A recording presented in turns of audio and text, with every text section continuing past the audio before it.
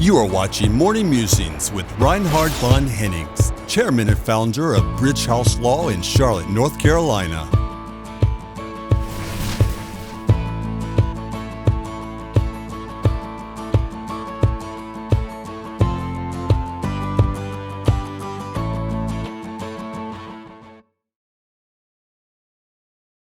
What is the meaning of a thumbs up emoji? Hello, this is Reinhard von Hennings. And if you want to know the real answer, talk to a farmer in Canada. He was held by a court to pay $50,000. Well, something in the neighborhood, Canadian dollars, US dollars.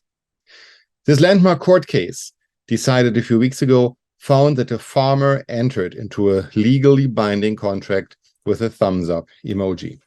So the question is not only whether the farmer was obligated to pay, and the answer is pretty much yes.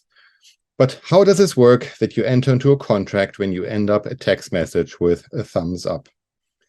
It's not only a question of digital communication, digital contracts, but also what does it mean when you don't have words, when just a symbol is there to show an intent?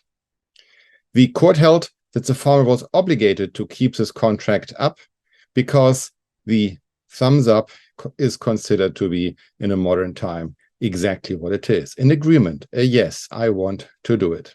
So it sheds light on the significance of standardized tests. How do you identify what does this mean? And also the impact on SMS messages, iMessages, WhatsApp messages, and you name it. What is the impact on global businesses?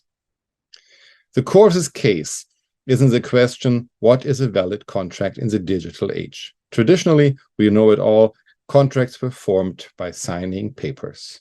However, as the communication methods evolved, the courts had to accept and adapt to consider what is a valid electronic contract.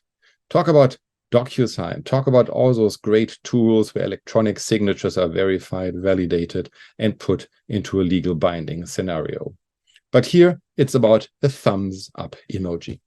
Is this enough to share an intent, to clarify an intent, and to classify a transaction as legally binding?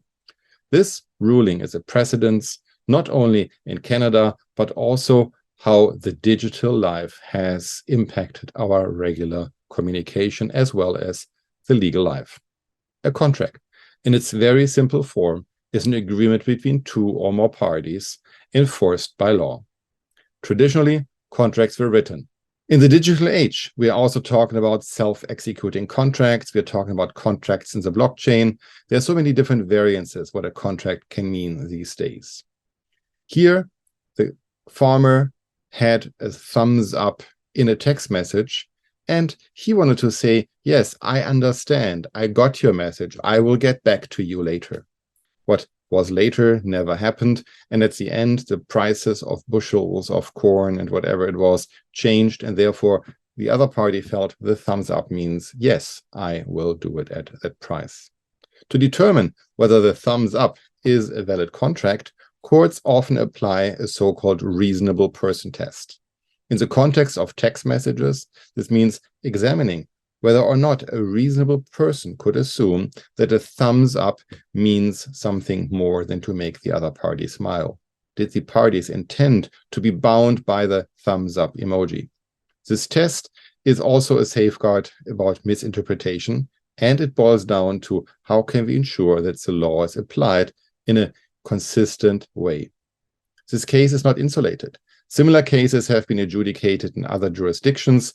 In the United States and in Australia, I found cases. And in all those cases, it is very similar that text messages and emails have emojis and they can create binding contracts. The ruling underscores now that businesses need to be careful and, even more important, talk to your salespeople that a thumbs up could bind the company. So how can businesses avoid inevitably entering into a contract? This is the key question, and the key answer is clarity. Be explicit about what you want to do. Be explicit about when to create a legal contract, and even more important, what are the terms. Use clear and ambiguous language to avoid using emojis which are so-so. Maybe they could be interpreted one way or the other. If the farmer would have said, I will get back to you, thumbs up, this would have not been a contract. If the farmer would have said, deal, let's do it, thumbs up, it would have been clear. But just a thumbs up, well, let's wait how other courts will decide. This case matters, however, to global businesses, as we can see the different communications all around the world. And customs in one country may be a bit different in other parts of the world. This case also highlights that communication is key to clarity. If you want to avoid building a contract, if you want to avoid creating a contract, be clear about what it is. The digital age has not only transferred and changed all of us how we communicate, but also at a certain extension, how do we form contract? As a global business leader, it's important to understand not to found a contract if you don't want to do that. So, how can we ensure that our digital communications are clear and legally sound? How can you, as a business, strike the proper balance between modern communication and leveraging safeguards, which prevents you from being unintentionally stuck into a contract in an interconnected world? Thank you for joining us today. If you would like more information about Bridge House Law, please visit our website at bridgehouse.law. Before you go, make sure to like this video and subscribe to the channel for more up-to-date content. Bridge House Law, business-minded, client-focused.